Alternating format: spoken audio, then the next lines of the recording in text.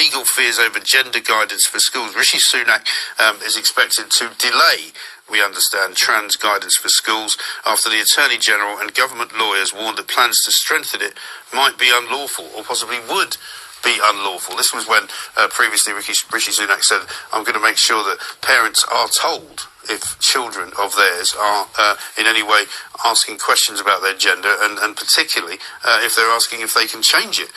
Miriam, very good morning to you. Thanks for joining us. Good morning, Mike. I mean, we knew that that there might be a bit of opposition, I suppose, to this plan by Rishi Sunak, but has this kind of put him off altogether? What do you make of it? No, I think probably the opposite. I mean, of course, it is frustrating that it has been delayed because there is a very serious situation going on in schools at the moment where more and more children are being told that they can change gender, being encouraged to change gender or allowed to change gender with all the safeguarding risks that brings. And of course, it's a hugely difficult situation for teachers as well, who don't know how they're supposed to respond to this lawfully, compassionately, when it's well outside of their remit of teaching and learning. So we do need this guidance, but it's much more important that it's correct and it's right, both legally and morally, than it is that it comes quickly. And it sounds as though the government has reached the position where if they were to say to schools, no, you can't change a child's gender, you have to call a boy, he and him, then they're not sure whether that is lawful. Now, that's quite extraordinary in a way, that to use the English language in the way it's supposed to be used could be unlawful. And I don't know that it necessarily is. I do think there is a way through. But they're clearly prepared to legislate if they have to. And I think that's a very positive step forward.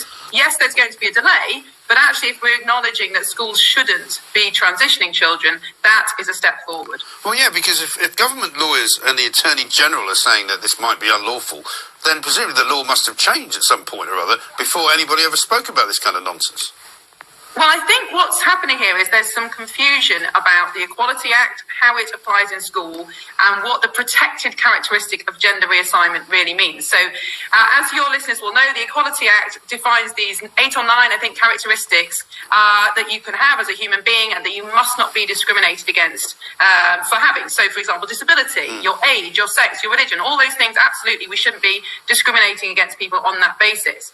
But the gender reassignment characteristic is a little bit different because essentially you can say that you have this protected characteristic just by saying, well, at some point I might change my gender. You don't have to do anything about it. Just by saying that, just by thinking that, you have that characteristic.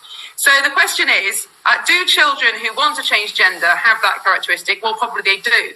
But I don't think treating them as boys and girls, just the same as all other boys and girls, is discrimination, because it's not discriminating against them on the basis of their beliefs about their gender. It's discriminating on the basis of their sex, which everybody has, male or female. So I am not a lawyer, so I don't know what the advice is, and obviously the Attorney General's advice is always private and it shouldn't have been leaked.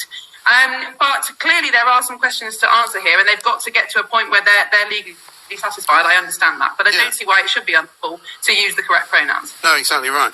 Because also the other question, I suppose, that arises from all of this is that, if you're going to argue that these people have to be protected in some way from the kind of speech that might offend them, then you're kind of going down a very dangerous road, are you not? Because we've already found, in fact, that it is not unlawful to cause offence, and if people take offence, that's not against the law.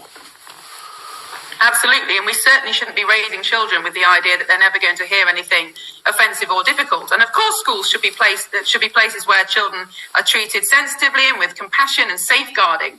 But at the moment, the problem is that these children are not being safeguarded. Often these children have got other issues like ADHD, autism, trauma, being bullied.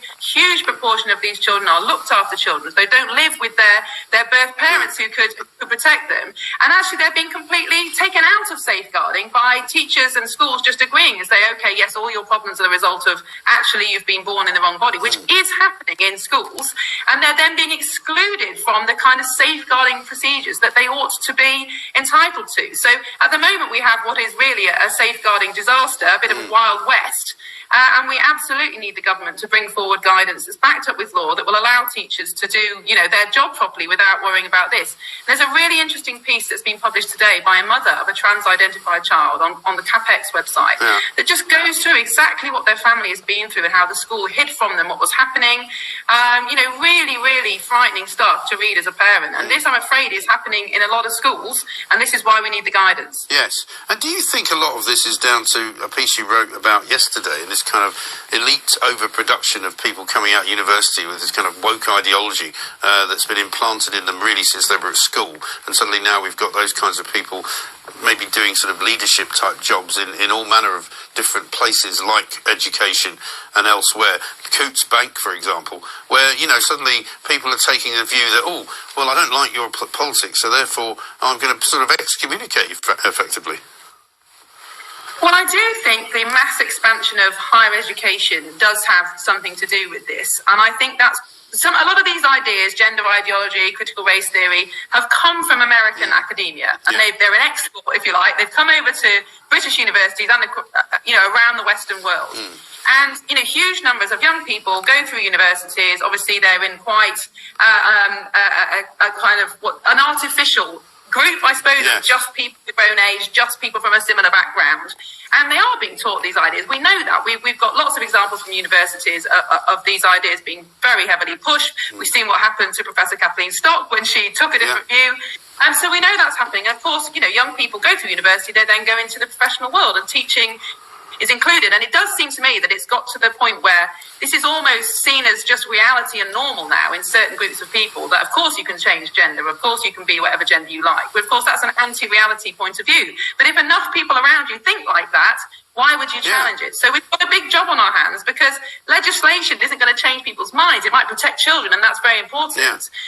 But we need to find a way to row back on some of these very anti-reality ideas that are quite socially damaging. Because it seems to have happened quite quickly. I mean, I've been around a bit longer than you, and I don't remember ever having a sort of period of time quite as bad as this, where, you read stories in the papers and you just go, what? I mean, the idea that Nigel Farage has been kicked off the Coutts banking list as customer because he's friends with Novak Djokovic, a world-renowned tennis player and champion, and Donald Trump, former president of the United States of America. But apparently those are two people that are non-people, according to Coutts Bank. It's incredible. It is. It's almost like the ideas of what is moral in a public sense have been flipped on its head in the last 10 or 20 years. And 20 years ago, the idea that a bank account would shut down someone's account because they don't agree with their political views would be absurd. But now clearly these big corporations think it's the moral thing to do. It's the right thing to cancel people with views that are problematic. And that's quite a significant turnaround. And I think, as I said, I'm sure universities have got something to do with that, but also we do need to look at some of the legislation that was brought in by the Blair government, particularly the Equality Act, actually, which has this public sector equality duty, which essentially makes public sector organisation into culture warriors. It's their job now to push some of these ideas, or they think it is. I don't know whether that's actually the case in the law. And some of this legislation that's brought in with good intentions to stop people being discriminated against, who would disagree with that, has actually had some fairly serious unintended consequences in the way that it's turned our neutral organisations political. And that can't be good for anybody. No, it really can't. Just one